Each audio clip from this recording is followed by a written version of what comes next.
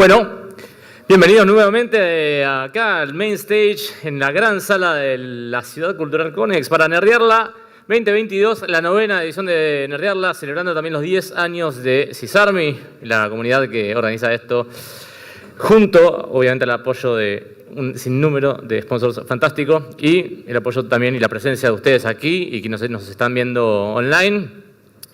Muchas gracias por acompañarnos.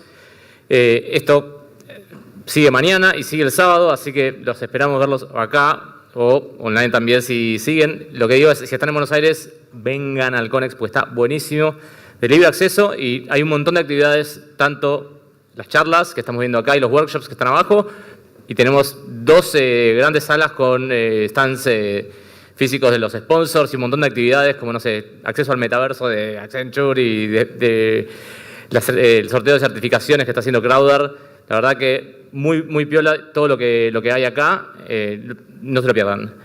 Ahora vamos a pasar a nuestra siguiente charla sobre, obviamente, en el track infra, quién es la estrella de la infra hoy, se llama Kubernetes. Y esta charla se llama ¿por qué Kubernetes es el comienzo y no el final del juego?, ¿no? Porque uno dice, ya está implementado Kubernetes y no es así. Eso ya de por sí es un gran desafío. Pero bien, vamos a dejar que nos hable de esto nuestro próximo speaker, Hernán Aymard. Hernán es licenciado de computación residido en la Universidad Nacional del Sur, con más de 25 años de experiencia en el mercado de IT, donde pasó por distintas áreas, desde soporte técnico y consultoría hasta preventa, y siempre con foco en desarrollo, arquitectura de aplicaciones, y actualmente se encuentra trabajando en Google Cloud como Customer Engineer, ayudando a los clientes de Google a mejorar y modernizar sus aplicaciones. Así que, sin más, un aplauso, por favor. Hernán. Muchas gracias, Guido. Bueno, buenas tardes a todos. Como les contaban Guido, mi nombre es Hernán Aymard. En general, cuando uno empieza a estudiar y empezar a meterse en los temas de los distintos productos y tecnologías asociadas a Cloud Native y todo lo que tiene que ver con Kubernetes, todo el tiempo y todos los días uno encuentra un punto de vista nuevo, una cosa nueva para implementar.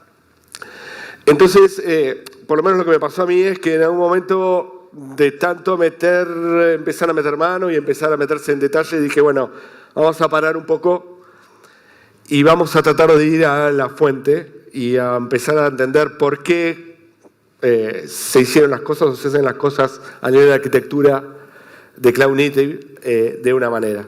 Entonces, lo primero que hice fue ir al sitio de CNCF, que es la organización Cloud Native Computing Foundation, que de alguna forma regula y promueve los distintos proyectos open source asociados a Cloud Native. Y lo primero que te encontrás cuando empezás a navegar y empezás a buscar los proyectos es algo como esto. Esto es el landscape con todos los proyectos promovidos o por promover de CNCF que cubren distintos aspectos desde Kubernetes como base y contenedores, pero pasando por observabilidad, service mesh, etc. Obviamente que, digamos, todo esto era meterse de vuelta o meterse más en un montón de cosas. Y yo lo que quería y lo que un poco les propongo en la charla era ir un poco más atrás y tratar de ir un poco a hacernos algunas preguntas, fundamentalmente el por qué, digamos, aparecen estas tecnologías, qué es lo que me da como desarrollador o como mismo para implementar aplicaciones, cómo me da en general para el desarrollo de aplicaciones, qué conceptos me cambian la forma de desarrollar y que tienen que ver con Kubernetes como base, ¿no?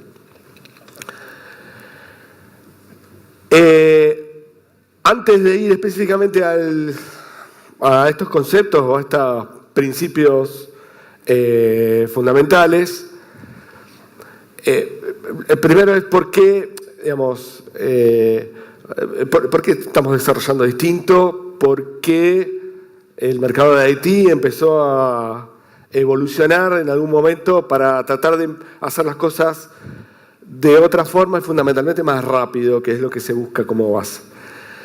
Entonces este gráfico que está ahí en la pantalla, a mí en particular me gusta mucho porque refleja un poco cómo nos impacta la adopción de la tecnología en general en toda la sociedad. Esto lo que muestra es cómo a partir de la aparición de distintas tecnologías, cuánto tiempo en años se tardó para que un cuarto de la población de Estados Unidos lo adopte. Es decir, desde que aparece la electricidad, tardaron creo que 75 años en que, desde que es disponible para las distintas personas en general, para las casas y para los hogares, 75 años para que un cuarto de la población de Estados Unidos lo adopte. Lo mismo con el teléfono, con radio, televisión, etc. Todas las tecnologías, a medida que fueron pasando el tiempo, si bien se fue incrementando un poco la velocidad en que se adoptó, el verdadero cambio se produce cuando aparecen los smartphones, donde pasamos definitivamente de años a meses o a días. En particular, dentro de este gráfico, el caso más rápido registrado es cuando aparece Pokémon Go. Cuando aparece la aplicación Pokémon Go de realidad aumentada hace unos años, en 19 días un cuarto de Estados Unidos estaba jugando por las esquinas buscando Pokémones. Y tiene la particularidad encima que esta aplicación fue uno de los primeros casos, probablemente el primer caso resonante de Kubernetes en Google Cloud. Y lo que permitió por ahí un poco este soporte exponencial de los usuarios fue justamente el tipo de tecnología que tenía detrás. Esto es lo que impacta o lo que muestra es que cómo tenemos, en un momento el mercado se dio cuenta que tenía que empezar a hacer las cosas más rápido. Por un lado, para estar al nivel de negocio y por otro lado, para soportar que ante una buena idea hubiera millones de usuarios usando mi aplicación. Entonces, lo que empezamos a hacer es empezar a ver, bueno, cómo desarrollamos más rápido. Y es, sí, pero no digamos, hay como 4 aspectos fundamentales, digamos, a nivel de desarrollo, que estuvimos cambiando. Por un lado, desarrollar más rápido en cuanto a ciclo de vida, pasar de ciclos mucho más largos y más secuenciales a ciclos más ágiles, y a la filosofía de DevOps de unir, de alguna manera, o acercar desarrollo de operaciones. Empezamos si bien podíamos tener ciclos de vida más rápido, teníamos que poder ir a un código y poder modificarlo más rápido, y para eso también cambiamos la arquitectura de las aplicaciones para dividirlas en componentes más chicos, que son los microservicios, y poder de esa manera manejar en forma mucho más ágil el desarrollo. Y empezamos, y acá es donde empieza a aparecer de a poco contenedores y Kubernetes, ya que podíamos modificar rápido el código y podíamos tener disponible el código para poder implementarlo, teníamos que tener herramientas para poder implementarlo rápido. Y ahí aparece la idea de achicar un poco el modo de deployment con contenedores y aprovechar todos los servicios de cloud para tener servicios bajo demanda y fundamentalmente infraestructura casi infinita en cuanto a recursos.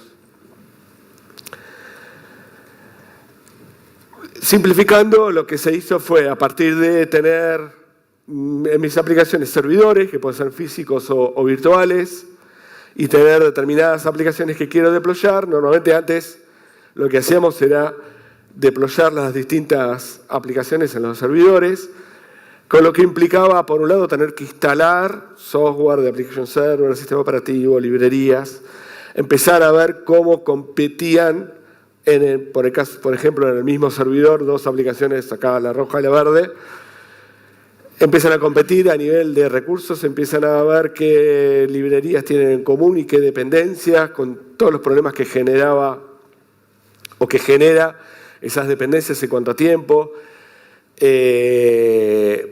Todo el tema de instalación de parches y demás, que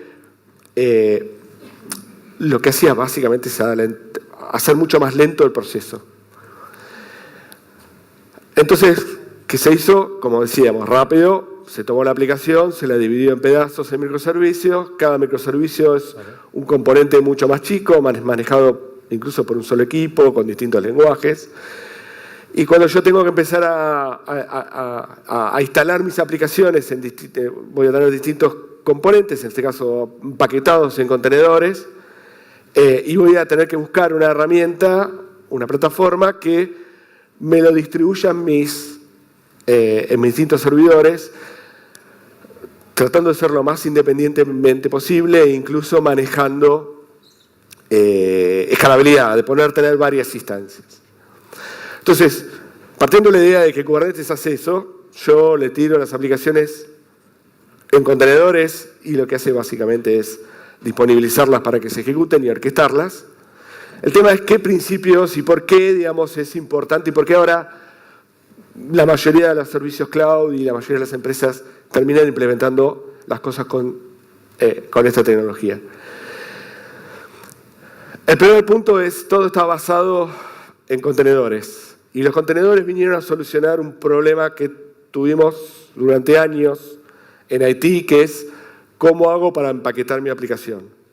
Yo desarrollo una aplicación y yo quiero desarrollarla y darle un paquete, un sobre, meter la aplicación ahí, que se encargue a alguien, sea CICD, sea administración, operaciones, de disponibilizarla.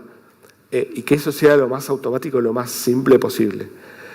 Eso, digamos, costó mucho durante muchos años hacerlo cuando uno empieza a depender de librerías, empieza a depender de una configuración particular del sistema operativo o de una application server, empieza a depender de otras aplicaciones. El contenedor tomó como base, a partir de la aparición de Docker, digamos, como primera idea de contenedor, me dio la posibilidad de que yo desarrollo una aplicación, el lenguaje que quiero, la contenerizo, es decir, la pongo en un paquete y eso corre básicamente donde yo quiera. En realidad, en cualquier infraestructura que soporte motor de contenedores, que básicamente es en casi cualquier lado.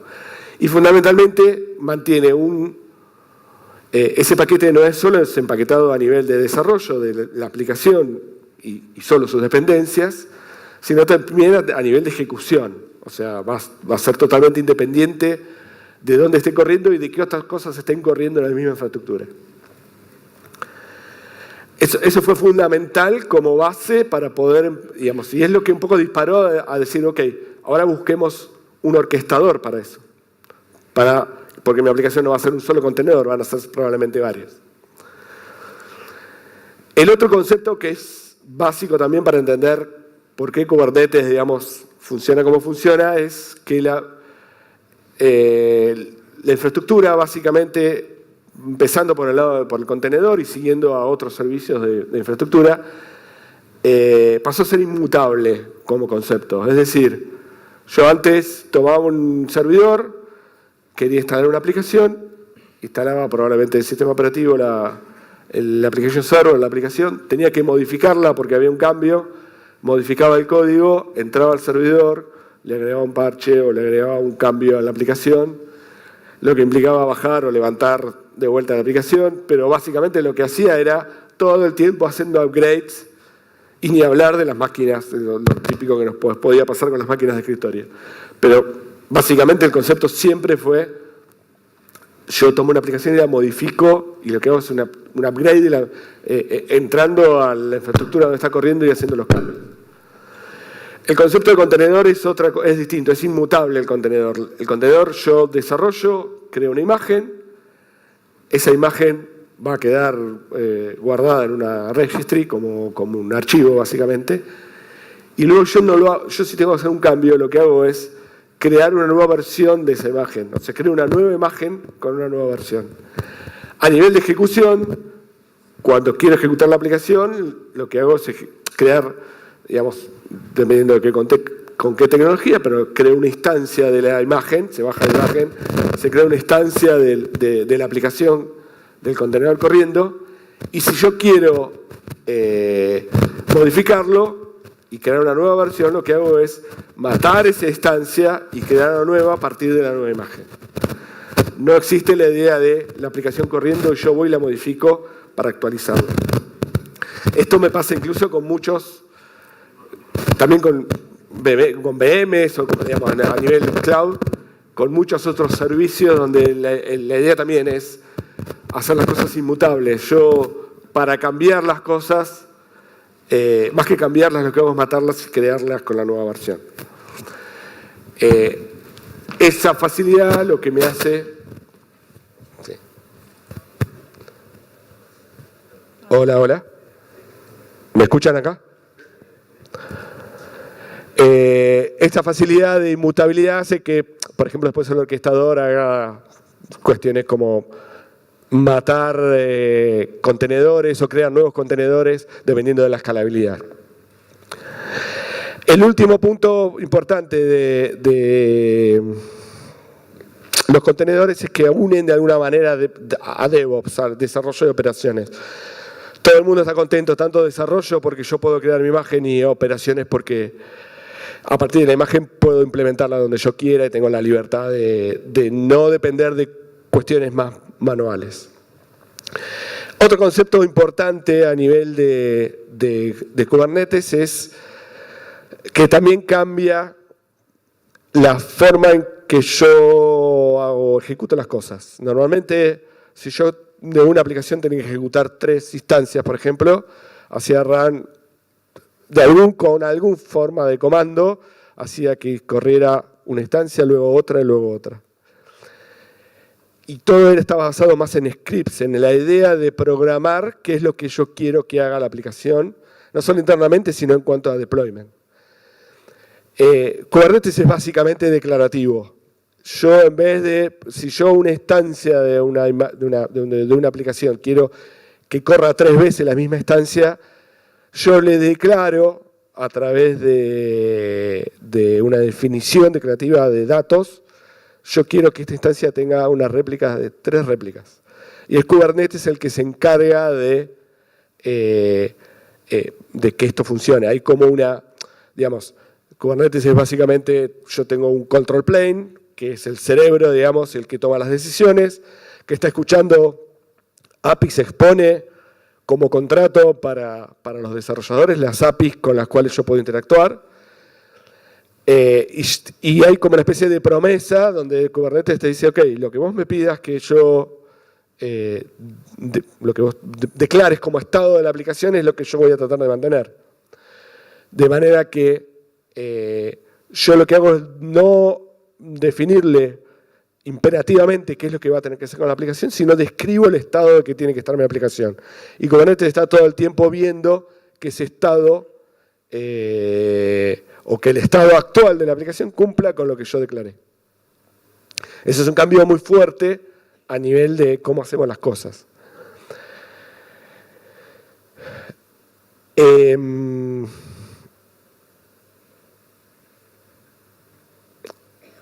Un tema importante a nivel declarativo, cuando muchos de los sistemas o muchas de las herramientas de infraestructura como código hacen esto mismo también en cuanto a, tienen una idea de declaración, no sé, Terraform, yo declaro de alguna manera cómo tiene que ser mi infraestructura. La diferencia con Kubernetes es que, por un lado, yo tengo en Kubernetes un controlador que está todo el tiempo mirando que la infraestructura, que lo que yo declaré funcione como tiene que funcionar y va corrigiendo ante mayor cantidad de requests, ante errores en un nodo o en un contenedor o en un pod, lo que hace es bajarlo y crear uno nuevo, me permite escalar, me permite controlar todo lo que tiene que ver con descubrimiento de servicios, con la red y la interacción entre los servicios y demás. mientras que otras herramientas así más tradicionales o tipo Terraform no tienen esa idea del controlador que está todo el tiempo corrigiendo de acuerdo a cómo va funcionando la aplicación. El otro punto importante es que además de, más que infraestructura como códigos, infraestructura como datos. Kubernetes, la declaración, no es un script de lo que yo quiero que sea la infraestructura, sino es una definición de datos, de propiedades, con estos archivos YAML, que son mucho más fáciles de leer y de interpretar e implementar con otro tipo de herramientas. Es mucho más legible y mucho más fácil de adaptar. Otro punto, componente o digamos, principio importante que me da Kubernetes es la eficiencia. El tema de que sea un controlador que está todo el tiempo controlando la salud de la aplicación en cuanto a que esté en el mismo estado que yo le declaré que tiene que estar, cuando instancias, requerimientos, etc. Me da una eficiencia inherente, digamos, a la plataforma. Baja mucho, digamos, el costo de ejecución con respecto a no solo a la aplicación y a los humanos, y lo que me da mucho es esta idea de consistencia o densidad de la aplicación. Kubernetes hace como una especie, como un gran jugador de Tetris, donde cuando yo le digo, yo tengo un clúster con tantos nodos y le voy diciendo, voy a implementarme distintas aplicaciones, lo que va haciendo es, dependiendo de los requerimientos de las aplicaciones, los va poniendo los nodos de acuerdo a la infraestructura que tenga libre en cada nodo. Por eso, esta idea de Tetris, donde yo voy poniendo, o Kubernetes va poniendo la aplicación donde tiene espacio y donde tiene recursos.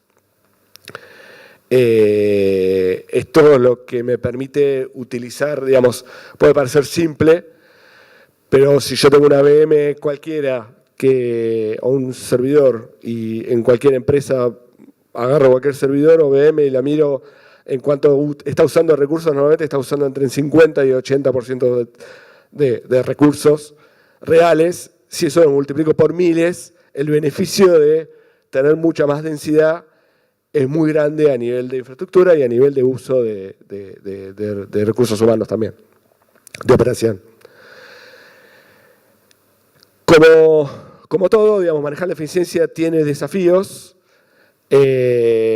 Básicamente los puedo dividir en 4 los principales desafíos que yo tengo que tener en cuenta cuando quiero desarrollar una aplicación. Quiero optimizar la eficiencia en Kubernetes. El primero es un tema cultural. No estamos acostumbrados, si bien la nube nos está entrenando de alguna forma a ver costos, no estamos acostumbrados a estar pensando en cuánto consumimos. El segundo punto es Kubernetes trata de hacer este Tetris, de poner las aplicaciones en la infraestructura que tiene disponible de acuerdo a la información que tiene. Yo le tengo que decir cuántos recursos va a usar mi aplicación de acuerdo a mis pruebas para que sea lo más inteligente posible y pueda realmente hacer uso de esta optimización. Después tengo a nivel de manejo de picos y de escalabilidad, muchas herramientas. Básicamente tengo 4 niveles de escalabilidad en Kubernetes que tiene que ver con horizontal y vertical, es decir, ampliar la cantidad de contenedores o agrandarlos, tanto a nivel de contenedores como a nivel de infraestructura, ampliar la cantidad de nodos también, o agrandarlos o cambiarles las características físicas. Lo importante es poder entenderlos y entender mis cargas dentro de las aplicaciones para poder ayudarle a tomar las mejores decisiones en cuanto a cómo escalar. Y el último punto es poder estar todo el tiempo mirando cómo es lo que se llama Bean Packing, que es Tetris o el uso de los recursos que yo tengo físicos en Kubernetes y cómo realmente los estoy usando en base a mis aplicaciones para ver cuán eficiente soy y en qué puedo mejorar para darle más inteligencia. Como el último, digamos, concepto, y creo que es el que nos viene llevando digamos, desde el principio, está el desacoplamiento. Acá no solo desacoplamos componentes con microservicios y dividiéndolos y siendo independientes, sino también, por un lado, desacoplamos infraestructura. Kubernetes me permite, con la definición misma de sus recursos, desacoplar de la infraestructura que corre debajo. O sea, tiene la definición de un objeto storage que puede ser cualquier tipo de storage que yo tenga o en la nube, en cualquiera de las nubes, o on-premise, de acuerdo a las características, pero yo a nivel de implementación estoy totalmente desacoplado de qué infraestructura me voy a manejar. Estoy desacoplado de los balanceadores sobre lo que voy a estar. Me desacopla componentes como las configuraciones, con los config map o las claves, con los secrets, para tratar de que yo solo me preocupe por el código y que si quiero manejar, no sé, datos de configuración, lo manejo como variables de entorno y después cómo me llegan a la aplicación es justamente el problema de este nivel de abstracción. Y me desacopla desarrollo de operaciones, es decir, yo desarrollo, me preocupo por desarrollar, dejar la aplicación lista, alguien después en algún momento la empaquetará dentro del ciclo de vida y eso después alguien dentro de operaciones lo hará correr en la infraestructura. Pero la idea es que justamente hagamos esto lo más ágil posible y desacoplando, haciendo que cada uno haga lo que realmente sabe hacer. Finalmente, digamos, un poco como resumen, el tema es hacia dónde vamos o qué nos puede llevar este tipo de tecnologías. Yo no voy a andar prediciendo, digamos, el futuro ni mucho menos, pero digamos, algunos puntos que me parecen interesantes en cuanto a la evolución de tecnologías Cloud Native y con Kubernetes como base.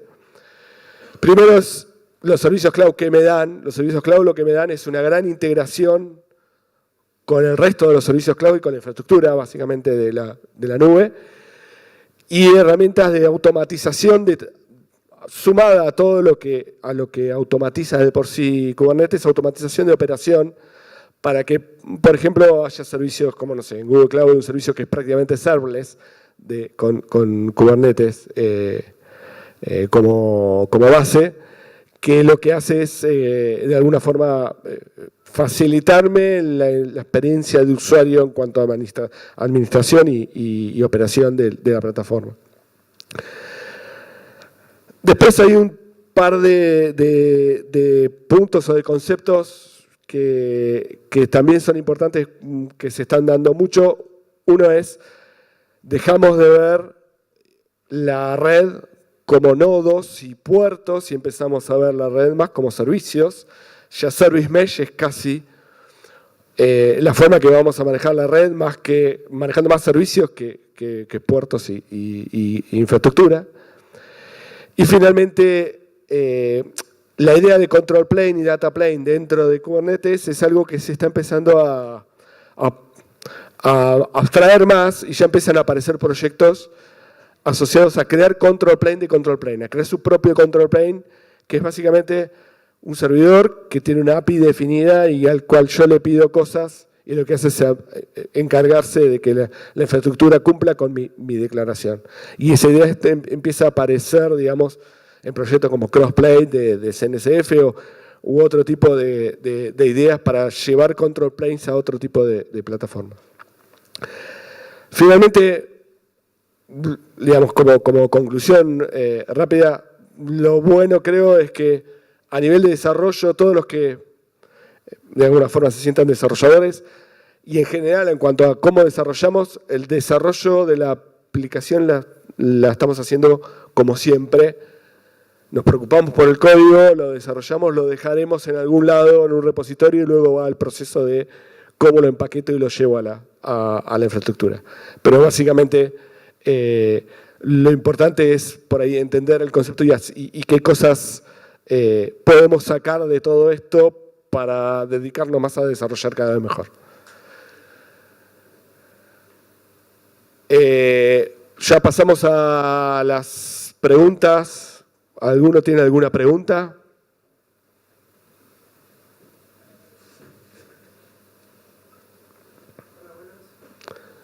Ahí sí. Bueno, yo soy re fan de Kubernetes. De hecho, el gorro me lo hice yo mismo. La primera pregunta es, son dos. ¿En qué momento para ti Kubernetes se coronó como el rey de los orquestadores? Porque también en su competencia estaba Docker Swarm. Sí. Pero ya nada se usa Docker Swarm. Y de los mismos creadores de Docker. Sí, hay un video de un documental que incluso está en Nerdearla publicado, donde cuentan cómo fue la historia de Kubernetes.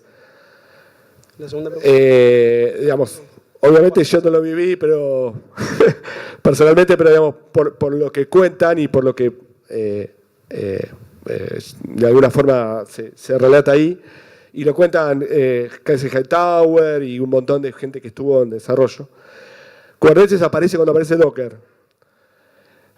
Lo crean a partir de la idea de Borg, que era un orquestador de Google. El problema era que justamente estaba Mesos, estaba Docker Swarm, había un montón de competencia de orquestadores, y lo que ellos dicen es que se empezó a tomar Kubernetes como estándar cuando crearon CF, se dieron cuenta que Google solo no iba a poder implementar, no iba a poder generar, digamos, un estándar, que había mucha competencia y que lo que tenía que hacer era volcarlo al open source. Cuando lo volcaron al open source, empezaron ahí a tener algunos éxitos, digamos, específicos de implementación, y ahí es donde ahí cuentan que fue donde se empezó a ser casi un estándar de facto. No sé si contestó la pregunta. ¿Alguna otra pregunta más? Si quieren, para aprovechar. Bueno. Hola, buenas tardes. Buenas tardes. Acá estamos. ¿Cómo ven la implementación de Kubernetes en empresas o instituciones donde por negocio o por cuestiones técnicas es on-premise la plataforma y no tiene esas facilidades que nos da el cloud?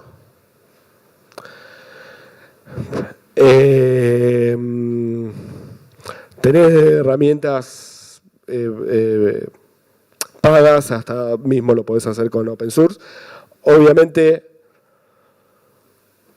digamos, los servicios cloud lo que te dan es la facilidad de pagar por uso y de tener mayor disponibilidad de infraestructura. Entonces, ahí hay que ver un poco también cuál es tu necesidad de requerimiento de por qué lo implementarías en Kubernetes y no en otra cosa. Porque quizá no todas, tampoco todas las aplicaciones sí o sí tienen que ir a una tecnología particular. Pero básicamente lo que perdés es, por un lado, vas a tener que probablemente forzarte más en el mantenimiento de algunas cuestiones automáticas, y por otro lado, perdés ese beneficio de pagar por uso, de que escale, como escala solo crece y se achica dependiendo de cómo lo usas. Esa infraestructura, tenés que ya tener la infraestructura, entonces perdés ese beneficio, digamos. Pero por ahí ganas un montón de otros, ¿no? Ahí voy. ¿Otra pregunta más? Ahí está. Hola.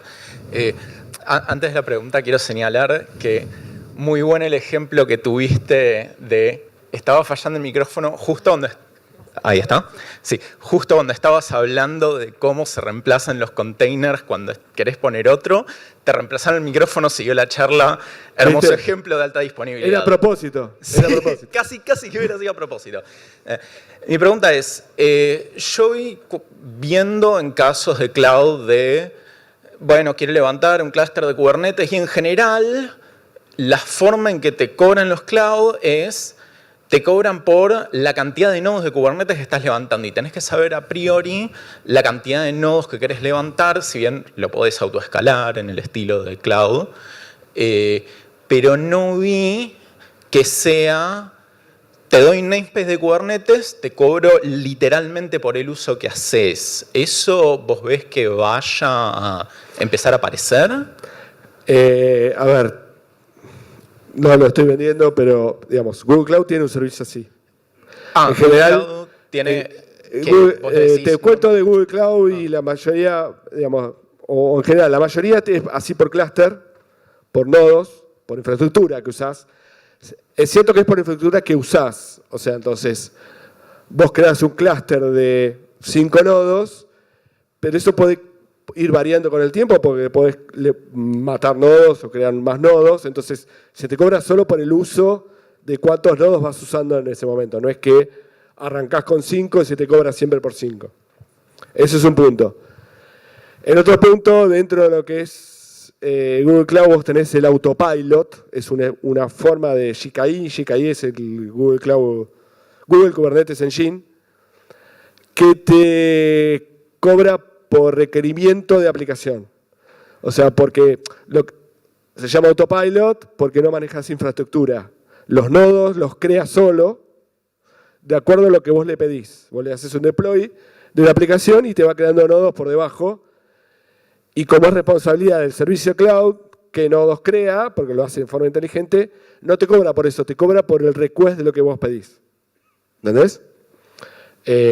Probablemente haya, no sé si en alguna otra nube hay un servicio así, creo que no, pero no digamos, no lo puedo asegurar. Pero probablemente muchos vayan para ese lado por un modo más serverless de Kubernetes. Bueno, muchísimas gracias, la verdad. Un aplauso, muchas por gracias a favor. todos. Buenísimo.